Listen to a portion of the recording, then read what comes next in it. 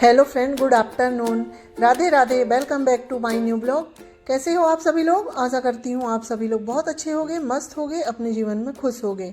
मैं Indian blogger Ranjana Thakur स्वागत करती हूँ आपका अपने यूट्यूब चैनल पर। तो फ्रेंड्स, आज दिन है मंगलवार और डेट है 9 जनवरी, यानी कि ये मंगलवार के दिन का वीडियो है। तो फ्रेंड्स, मैंने अपने एक ब्लॉग को यहीं एंड किया था और वहीं से मैंने अपने दूसरे ब्लॉग का स्टार्ट कर दिया। और उस वाले ब्लॉग में हमारे घर में जो सभी लोगों का खाना पीना हो गया था और मेरे घर के जितने भी काम है ना, तो वो सब कुछ हो गए थे। तो उसके आगे से फिर ये वाला वीडियो है। तो जो मॉर्निंग के जितने काम हैं वो सब करने के बाद और अम्मा जी वगैरह सब लोगों को खाना देने के बाद और मेरा रसोई में ना बर्तन वगैरह भी सब क्लीन हो गए थे। और उसके बाद फिर मैं इधर आ गई थी, मुझे कपड़े धुलना था क्योंकि मैं सुबह नहाई थी। तो कुछ कपड़े तो मैंने सुबह ही धुल लिए थे, काफ़ी सारे मशीन लगा दी थी तो मशीन में धुल गए थे। पर ये बच्चे लोगों ने लेट नहाए हैं और अभी कम कपड़े हैं, तो इतने कपड़े हम मशीन में मैं नहीं लगाती हूँ क्योंकि बहुत कम कपड़े रहते हैं ना, तो मशीन में धुलते नहीं बनता है। तो मैंने सोचा चलो मैं इनको हाथ से ही धुल देती हूँ। और नहाने के बाद ना बाथरूम में कपड़े धुलने की इच्छा नहीं होती है मेरी। मैं नहाते समय ही जितने भी कपड़े धुल लेती हूँ तो ठीक है, और नहाने के बाद फिर ना बाथरूम में नहीं होता है कपड़ा धुलना। तो उसके लिए मैं बाहर आ गई थी ये आंगन में, और यहीं पर मैंने बच्चों के बस ही कपड़े थे तो मैंने सोचा चलो मैं हाथ से ही धुल के डाल देती हूँ, क्योंकि धूप तो उतनी अच्छी नहीं निकल रही है पर डेली यूज के कपड़े तो धुलना ही पड़ता है। और फिर अगर हम एक दिन कपड़े ना धुलेंगे तो दूसरे दिन ना काफ़ी सारे कपड़े हो जाते हैं। तो उन्हीं को मैं हाथ से धुलने लगी। उसी समय अनाथालय से जो मांगने वाले होते हैं ना वो आ गए थे, तो उन्हीं से मैं बात कर रही थी। तो मैंने उनको बोला कि ये घर में है, ये दे देंगे। तो इसलिए फिर मैं नहीं उठी। मैंने बोली ये तो है घर में, मैं नहीं उठती हूँ, अपने कपड़ों का काम कर ही लेती हूँ। तो ये इतने में फिर कपड़े वगैरह धुल के हो गए थे और मैं आ गई थी सुखाने के लिए। तो जब तक वो जहाँ मैंने कपड़े धुली हूँ ना, तो वहाँ का पानी धीरे धीरे निकल जाएगा, क्योंकि वहाँ थोड़ा पानी निकलने में समय लगता है, इसलिए मैं बाहर बहुत कम ही कपड़े धुलती हूँ। तो मेरे कपड़े डालते तक जितना भी पानी है वो निकल जाएगा और जब तक मैं कपड़े फैला दूँगी, क्योंकि अभी ना समय काफ़ी हो गया है, 12 साढ़े 12 के लगभग हो गए थे, साढ़े 12 से भी ज़्यादा ही हो गए थे। तो कपड़े भी समय में धुल जाते हैं ना तो ठीक रहते हैं, क्योंकि धूप उतनी तेज़ निकल नहीं रही है और ये सर्दी के छोटे दिन में ना कपड़े अच्छे से सूखते नहीं हैं। पर बच्चे लोगों की अगर छुट्टी होती है ना तो उन लोग ऐसे ही करते हैं, बहुत लेट नहाते हैं और फिर कपड़े को मुझे बाद में ही धुलना पड़ता है। तो देखिए फ्रेंड्स, मैं कपड़े वगैरह फैला के आ गई थी और इसके बाद फिर यहाँ से मैंने धुल दी हूँ और पूरा पानी निकल गया तो पोछे से पोंछ दूँगी। तो क्या है ना, पोछे से पोंछ दो तो बहुत जल्दी सूख जाता है। और उसके बाद फिर मैं इधर आ गई थी, तो मैंने ये सूरेक बनवाया है, क्योंकि हमारी मौसी सास है ना, उनकी प्लाई बोर्ड की दुकान है, तो वहीं से मैंने ये सूरेक बनवा लिया है। क्योंकि वो वाला सूरेक जो मेरा था ना वो टूट गया था और उसमें बच्चे लोग रखते भी नहीं थे, तो इसको मैं यहीं रखूँगी तो कम से कम बच्चे लोग अपने उतार के शूज़ यहीं की यहीं रख देंगे, नहीं तो पूरा ना यहाँ। और ऐसे फैले हुए शूज़ ना बिल्कुल अच्छे नहीं लगते हैं, तो इसलिए मैंने सोचा चलो कि मैं इसको यहीं रख दूँगी तो बच्चे लोगों को रखने में आसानी हो जाएगी। तो पहले तो मैंने उसको कपड़े से साफ़ कर दी हूँ और उसके बाद जितने भी शूज और चप्पल वगैरह थी तो उनको मैं इसमें जमा दूँगी। और देखिए ना, बिल्कुल कितना खाली खाली और कितना अच्छा लगने लगा है। ऐसे कोई भी चीज़ अगर समेट के रख दो ना तो वो फिर अच्छा दिखने लगता है। तो इन सबको रखने के बाद फिर मैं आ गई थी रसोई में, क्योंकि सभी लोगों का खाना पीना हो गया था और मेरी जो क्लीनिंग वगैरह है सब हो गई थी, तो खाने को मैं ही रह गई थी। और क्या है, अगर काम रहते हैं ना तो मैं फिर खाना नहीं खाती हूँ, मेरा पूरा काम हो जाता है उसके बाद ही खाना खाती हूँ। तो क्योंकि खाना खाने के बाद ना फिर थोड़ी देर अपना रेस्ट कर लो तो अच्छा रहता है। तो उसके लिए ये रात का चावल रखा हुआ था थोड़ा सा, तो मैंने इसको जीरा फ्राई कर ली हूँ, क्योंकि अनाज है, हम अनाज को वेस्ट नहीं कर सकते, उसको हम गर्म करके उपयोग कर सकते हैं।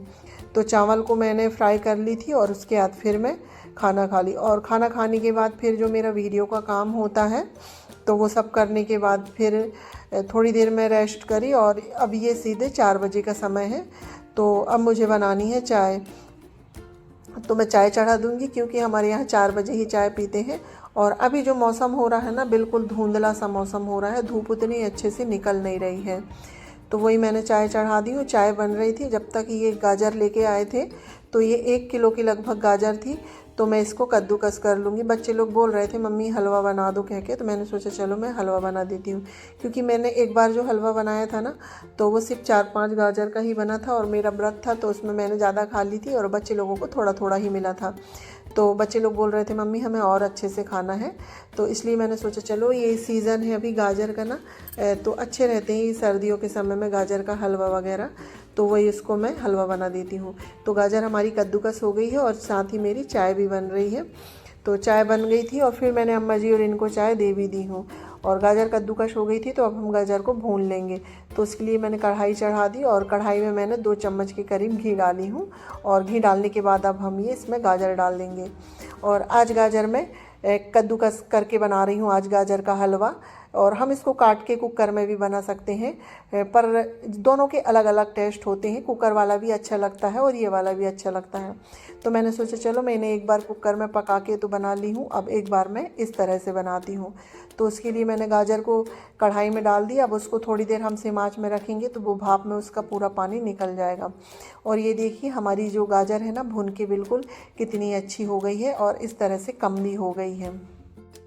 तो देखिए फ्रेंड्स, गाजर भुन चुकी थी तो फिर मैंने इसमें दूध डाल दी हूँ और इसमें मैं 1 किलो दूध डालूँगी। और मलाई सहित ही मैं दूध डाल देती हूँ। और मेरे पास ज़्यादा दूध नहीं था, अगर और दूध होता तो मैं और डाल देती।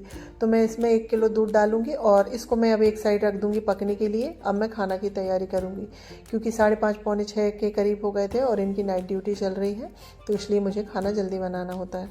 तो खाने में बना रही मैं बैगन का भरता। तो बैगन को मैं ना कुकर में रखूँगी। तो कुकर में मैंने थोड़ी सी ऑयल डाल दी हूँ, राई का तेल होता है वो। और बैगन को मैं ना काट के रखूँगी, क्योंकि ना वैसे ही बैगन को रखो ना तो इच्छा नहीं होती, एक बार देख लो तो तसल्ली हो जाती है। बैगन और टमाटर मैंने कुकर में पकने के लिए रख दी हूँ। और इसके बाद हमारा हलवा भी हो गया था तैयार। तो अब मैं इसमें चीनी डाल दूँगी और चीनी मैं इसमें 2 कटोरी के करीब डालूँगी, क्योंकि हमारे यहाँ मीठा थोड़ा ज़्यादा खाते हैं, तो इसलिए मैं इसमें 2 कटोरी चीनी डाली हूँ। आप अपने टेस्ट के अकॉर्डिंग डाल सकते हैं। और चीनी डालने के बाद पानी निकलता है ना, तो उसका पूरा जितना पानी जलते तक है हम उसको फिर से भून लेंगे। और हमारा जब हलवा पूरा बन के हो गया तैयार ना, देखिए मैंने कटोरी में निकाल ली हूँ और ऊपर से इसमें ड्राई फ्रूट्स डाल दी हूँ। और देखिए कितना अच्छा लग रहा है हमारा हलवा बनने में। और हमारे यहाँ हलवा ये सुबह खाएंगे, गरम हलवा कोई नहीं खाता, ठंडा हलवा ही खाते हैं। तो हलवा बन गया था, उसके बाद फिर मैंने उसको एक साइड रख दी हूँ। और अब मैं जो बैगन का भरता है ना उसको बनाने की तैयारी करती हूँ।